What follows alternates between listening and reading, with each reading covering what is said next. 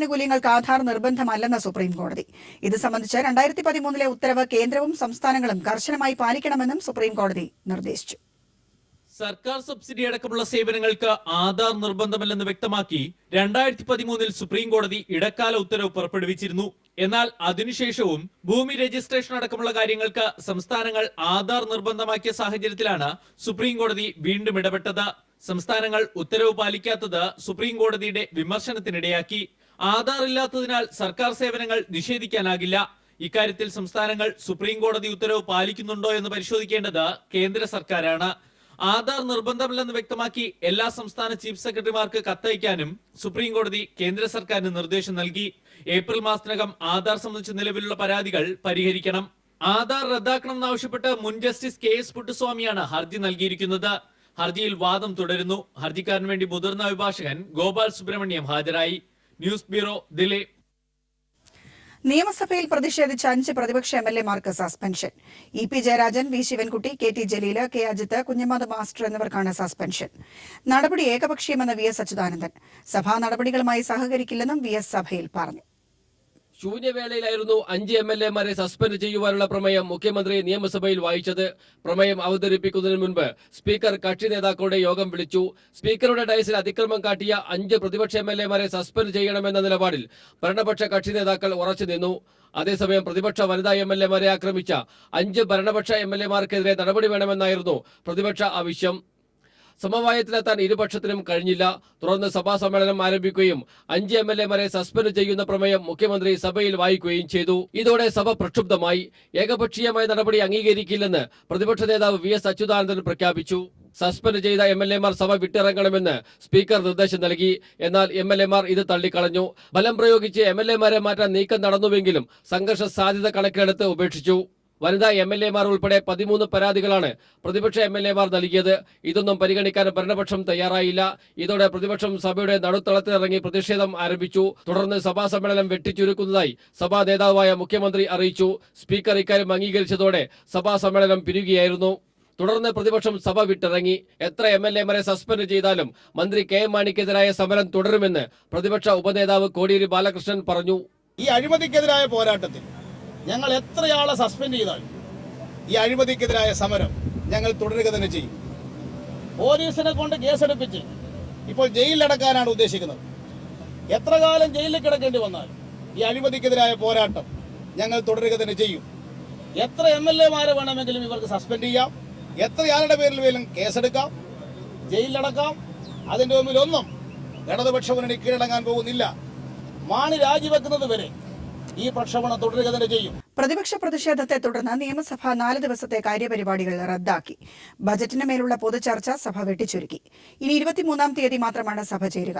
അതിനിടെ അവശ്യ സാധനങ്ങൾക്ക് ഏർപ്പെടുത്തിയ അധിക നികുതി പിൻവലിച്ചതായി ധനമന്ത്രി K മാണി സഭയിൽ വ്യക്തമാക്കി. മാർച്ച് 23-ാം തീയതി മാത്രമാകും ഇനി സഭ ചേരുക. 23-ന് നേരത്തെ നടത്തേണ്ടിയിരുന്ന ഉപധനാഭ്യർത്ഥനകളെ സംബന്ധിച്ചുള്ള ധനവിനിയോഗ ബില്ലും മാർച്ച് 24-ന് പരിഗണിക്കേണ്ട കേരള ധനവിനിയോഗ വോട്ട് ഓൺ അക്കൌണ്ട് ബില്ലും നിയമസഭാ ചട്ടങ്ങൾ ഇളവ് ചെയ്ത് സഭ പരിഗണിക്കും.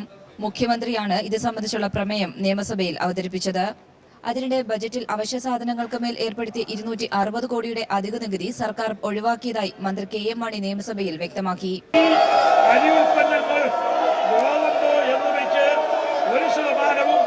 മൈദ, ആട്ട, സൂചി, റവ എന്നിവയ്ക്ക് 5% ഏർപ്പെടുത്തിയിരുന്ന നികുതിയും പഞ്ചസാരയ്ക്ക് ഏർപ്പെടുത്തിയ 2% നികുതിയും വെളിച്ചെണ്ണയ്ക്ക് ഏർപ്പെടുത്തിയ 1% നികുതിയും ഞാൻ ഇതിനാൽ പിൻവലിക്കുന്നു. അരി, അരി ഉൽപ്പന്നങ്ങൾ, ഗോതമ്പ് എന്നിവയ്ക്ക് 1%, മൈദ, ആട്ട, സൂചി, റവ എന്നിവയ്ക്ക് 5%മായിരുന്നു അധിക നികുതി ഏർപ്പെടുത്തിയിരുന്നത്. ഇതിലൂടെ 110 കോടിയാണ് സർക്കാർ അധിക വരുമാനം പ്രതീക്ഷിച്ചിരുന്നത്. വെളിച്ചെണ്ണയ്ക്ക് ഏർപ്പെടുത്തിയ 1%, പഞ്ചസാരയ്ക്ക് ഏർപ്പെടുത്തിയ 2% അധിക നികുതിയും പിൻവലിച്ചു. രാവിലെ ചേർന്ന UDF പാർലമെന്ററി പാർട്ടി യോഗവും ഇതേ നിലപാട് കൈക്കൊണ്ടിരുന്നു. ഇതേ തുടർന്നായിരുന്നു സർക്കാർ തീരുമാനം. S. ഷീജ, തിരുവനന്തപുരം. നിയമസഭയിൽ അധമന്മാരായ MLA-മാരുടെ നടപടി സ്ത്രീത്വത്തെ അപമാനിക്കുന്നതെന്ന് CPM പോളിറ്റ് ബ്യൂറോ അംഗം പിണറായി വിജയൻ പറഞ്ഞു. നിയമസഭയിൽ നടന്നതെല്ലാം മുഖ്യമന്ത്രിയുടെ നിർദ്ദേശപ്രകാരമാണെന്നും പിണറായി വിജയൻ കൊച്ചിയിൽ പറഞ്ഞു. ഇത്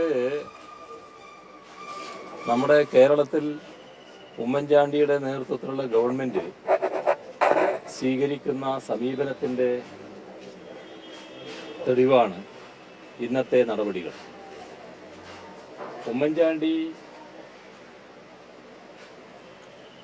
കാര്യങ്ങൾ തീർക്കുന്നതിലല്ല താല്പര്യം കാണിക്കുന്നത്, എങ്ങനെ കാര്യങ്ങൾ വഷളാക്കാൻ പറ്റുമെന്നതാണ് അദ്ദേഹം. ജയിലുകളിൽ നിയമവിരുദ്ധമായി മൊബൈൽ ഫോൺ ഉപയോഗിക്കുന്നുണ്ടെന്ന് ആഭ്യന്തരമന്ത്രി രമേശ് ചെന്നിത്തലയുടെ സ്ഥിരീകരണം. തിരുവനന്തപുരം സെൻട്രൽ ജയിലിൽ നിന്ന് തടവുപുള്ളി തനിക്ക് SMS അയച്ചുവെന്ന ചെന്നിത്തല. നിയമസഭയിലെ കയ്യാങ്കളിയെക്കുറിച്ചാണ് സന്ദേശമെന്നും ആഭ്യന്തരമന്ത്രി പറഞ്ഞു.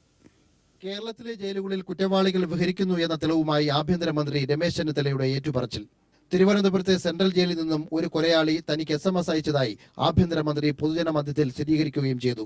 ബഡ്ജറ്റ് ദിവസം സഭയിലുണ്ടായ സംഭവങ്ങളിൽ ലജ്ജിക്കുന്നുവെന്ന് കാട്ടിയായിരുന്നു കൊലയാളിയുടെ SMS എന്നും ആഭ്യന്തരമന്ത്രി പറയുന്നു. തിരുവനന്തപുരത്ത് സംഘടിപ്പിച്ച UDFന്റെ രാഷ്ട്രീയ വിശദീകരണ യോഗത്തിലാണ് ആഭ്യന്തരമന്ത്രിയുടെ ഈ ഏറ്റുപറച്ചിൽ.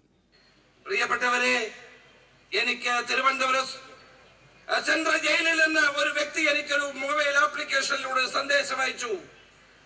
ഞാൻ കൊലയാളിയാണ്, പക്ഷേ സാർ ഞാൻ ഈ ജയിലിൽ കിടക്കുന്നു, ഞങ്ങൾ പോലും നാണിച്ചു പോയ സംഭവമാണ് ഇന്നലെ നിയമസഭയിൽ നടന്നത് എന്ന് പറഞ്ഞാണ് അയച്ചത്. നിരവധി ആളുകൾ, നിരവധി വ്യക്തികൾ അയക്കുന്നു. ജയിലുകളിൽ കഴിയുന്ന കുറ്റവാളികൾ മൊബൈലുകളോ മറ്റാധുനിക സാങ്കേതിക ഉപകരണങ്ങളോ ഉപയോഗിക്കാൻ പാടില്ലെന്ന കർശന നിയമം നിലനിൽക്കുമ്പോഴാണ് ഒരു ആഭ്യന്തരമന്ത്രി തന്നെ ജയിൽ നിയമം ലംഘിക്കപ്പെട്ടുവെന്ന് പൊതുജനമധ്യത്തോട് പറഞ്ഞത്. ചന്ദ്രബോസ് കൊലക്കേസിലെ പ്രതി നിഷാം ഉൾപ്പെടെയുള്ള കൊടും കുറ്റവാളികൾ തടവിലിരിക്കെ മൊബൈൽ ഉപയോഗിച്ചതിന് മുടന്തൻ ന്യായം പറഞ്ഞ ആഭ്യന്തരമന്ത്രി തന്നെയാണ് ഇപ്പോൾ ഞെട്ടിപ്പിക്കുന്ന വെളിപ്പെടുത്തൽ നടത്തിയിരിക്കുന്നത്. SMS എത്തി 2 ദിവസം കഴിഞ്ഞിട്ടും ഈ കൊലയാളി ആരെന്നോ അയക്കാനുണ്ടായ സാഹചര്യത്തെക്കുറിച്ചോ ആഭ്യന്തരമന്ത്രി അന്വേഷണത്തിന് ഉത്തരവിടുകയോ ജയിൽ പുള്ളിയുടെ കയ്യിൽ മൊബൈൽ എത്താനുള്ള സാഹചര്യത്തെക്കുറിച്ച് ജയിൽ അധികൃതരോട് വിശദീകരണം ആവശ്യപ്പെടുകയോ ചെയ്തിട്ടില്ല. കൊലയാളി ജയിലിൽ രഹസ്യമായി മൊബൈൽ ഉപയോഗിച്ചതിനേക്കാൾ വലിയ ക്രിമിനൽ കുറ്റമാണ് ആഭ്യന്തരമന്ത്രിയുടെ ഭാഗത്തു നിന്നും ഉണ്ടായിരിക്കുന്നത്. V Jamineesh Kumar, news bureau, Thiruvananthapuram.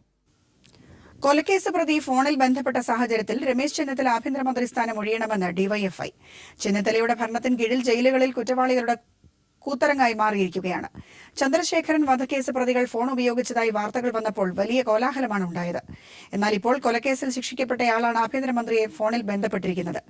ആഭ്യന്തരമന്ത്രിയുമായി ബന്ധമുള്ള കുറ്റവാളികൾക്ക് ജയിലിൽ കിട്ടുന്ന പ്രത്യേക സൗകര്യങ്ങളെക്കുറിച്ച് സമഗ്രമായ അന്വേഷണം വേണമെന്നും DYFI വാർത്താക്കുറിപ്പിലൂടെ ആവശ്യപ്പെട്ടു. SSLC പരീക്ഷാ പേപ്പറിൽ മുസ്ലിം ലീഗിന്റെ ഇടപെടൽ. ഇന്നത്തെ ഇംഗ്ലീഷ് മീഡിയം സോഷ്യൽ സയൻസ് ചോദ്യപേപ്പർ അവസാനിക്കുന്നത് ചന്ദ്രക്കലയും നക്ഷത്രവുമായി. വിദ്യാഭ്യാസ രംഗത്തെ വർഗീയവൽക്കരിക്കാനുള്ള ലീഗ് ശ്രമത്തിനെതിരെ പ്രതിഷേധം വ്യാപകമാകുകയാണ്. സംസ്ഥാന സ്കൂൾ കലോത്സവത്തിൽ മികച്ച റിപ്പോർട്ടിംഗിനുള്ള പുരസ്കാരം പീപ്പിൾ ടിവിക്ക്. വിനീഷ വൃന്ദാവനാണ് പുരസ്കാരം ലഭിച്ചത്. പീപ്പിൾ ടിവിയുടെ കോഴിക്കോട് ബ്യൂറോ റിപ്പോർട്ടറാണ് വിനീഷ.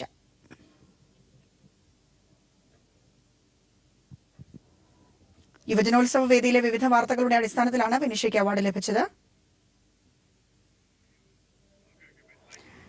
916 സ്വർണ്ണാഭരണങ്ങളുടെ ശേഖരവുമായി തിരുവനന്തപുരം ആയുർവേദ കോളേജ് ജംഗ്ഷനിൽ ആരംഭിക്കുന്ന ഷോറൂം രാവിലെ 10-ന് ചുങ്കത്ത് ഗ്രൂപ്പ് ചെയർമാൻ CP പോൾ ഉദ്ഘാടനം ചെയ്തു. ശശി തരൂർ MP ആദ്യ വിൽപ്പന നിർവഹിച്ചു. Diamond section deputy mayor happy കുമാറാണ് ഉദ്ഘാടനം ചെയ്തത്. നേരത്തെ ചുങ്കത്ത് ജ്വല്ലറി തിരുവനന്തപുരം ഷോറൂമിന്റെ ഉദ്ഘാടനത്തിന് മുന്നോടിയായി വ്യത്യസ്ത വിവാഹ സംസ്കാരങ്ങൾ കോർത്തിണക്കി തലസ്ഥാന നഗരിയിൽ രാജകീയ ഘോഷയാത്ര നടത്തി. വൈകിട്ട് യൂണിവേഴ്സിറ്റി കോളേജ് ജംഗ്ഷനിൽ നിന്ന് ആരംഭിച്ച ഘോഷയാത്ര മന്ത്രി VS ശിവകുമാർ ഫ്ളാഗ് ഓഫ് ചെയ്തു. 600ഓളം കലാകാരന്മാർ ഘോഷയാത്രയിൽ പങ്കെടുത്തു.